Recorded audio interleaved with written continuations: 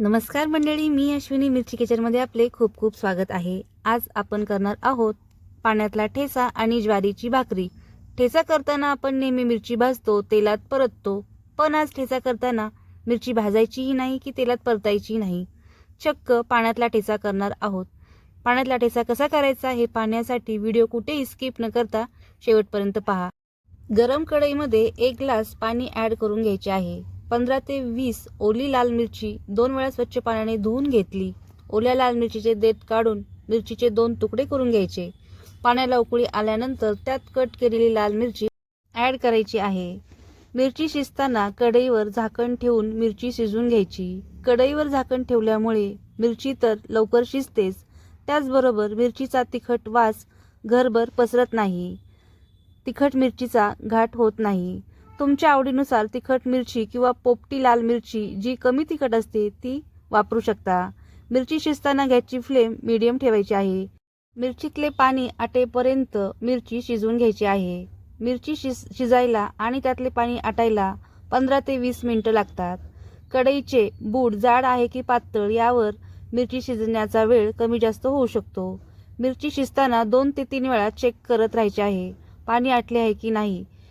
जेव्हा कढईमध्ये थोडंसं पाणी राहतं तेव्हा काळजीपूर्वक पाणी आटवून घ्यायचे आहे। जर थोडंसं पाणी असताना गॅसची फ्लेम मोठी केली की पाणी तर आटतेच, पण मोठ्या फ्लेममुळे मिरचीही करपते। मिरची करपल्यामुळे ठेच्याची चव बिघडते। तुम्ही पाहू शकता मिरची शिजली आहे आणि मिरचीतले पाणीही आटले आहे।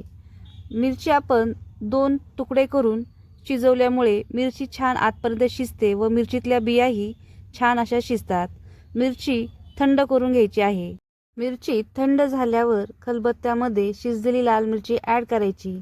त्या मिरचीमध्ये 10 ते 12 लसूण पाकळी, चवीनुसार मीठ घालून ठेचा वाटून घ्यायचा आहे। मिरची वाटताना सर्वप्रथम लसूण बारीक करून घ्यायचा आहे।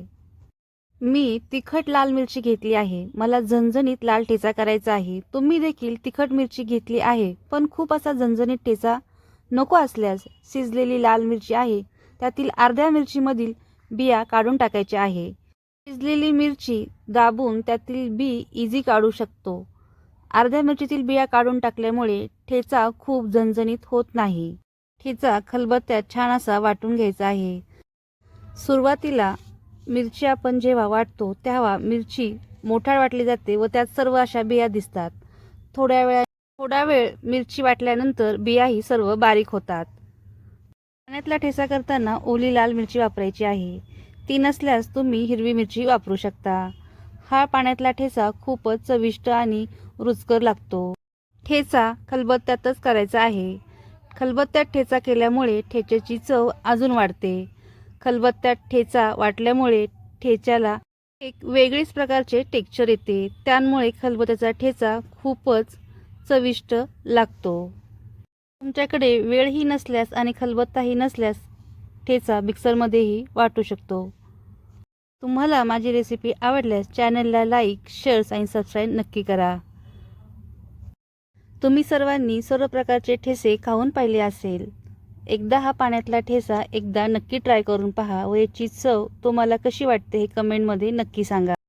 तुम्ही पाहू शकता आपला ठेचा आता बारीक होत आला आहे। खलबत्त्यात ठेचा केल्यामुळे ठेच्याची चव खूपच भारी लागते।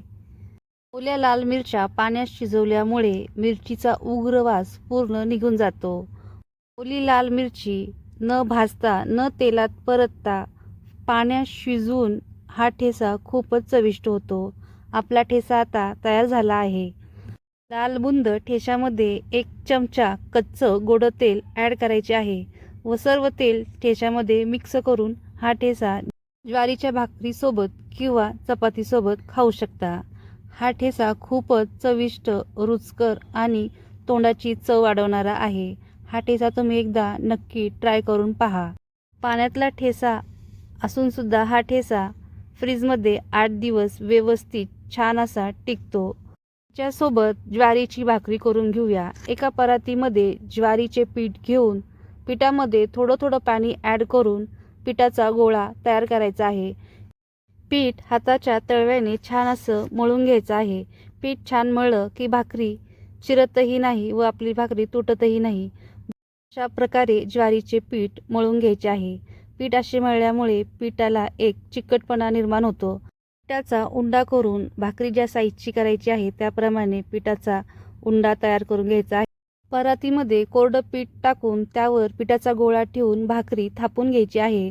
भाकरी या प्रकारे थापून घ्यायची आहे व एका हाताने भाकरीची साईज आपण वाढवू शकतो. आपल्या सवयीप्रमाणे आपण भाकरी एका हाताने किंवा 2 हाताने भाकरी थापून घ्यायची आहे. आपला तवा छान असा तापलेला आहे. तव्यावर भाकरी टाकून एका साईडने हाताने पूर्ण भाकरीला पाणी लावून घ्यायचे आहे. भाकरीला पाणी लावलेला भाग पूर्ण सुकल्यानंतर चमच्याच्या साहाय्याने भाकरी साईडनी ढिल्ली करून भाकरी पलटी करायची आहे. आपली भाकरी एका साईडने छान अशी लालसर खमंग भाजली आहे. आता भाकरी पलटी करून भाकरी फुगवून घ्यायची आहे. भाकरी आपली छान अशी टम्म फुगलेली आहे. भाकरी भाजताना भाकरी लालसर खमंग अशी भाजून घ्यायची आहे. अशी खमंग भाजलेली भाकरी खूपच रुचकर लागते. आपल्या पाण्यातला ठेचा आणि ज्वारीची भाकरी तयार आहे. एकदा नक्की ट्राय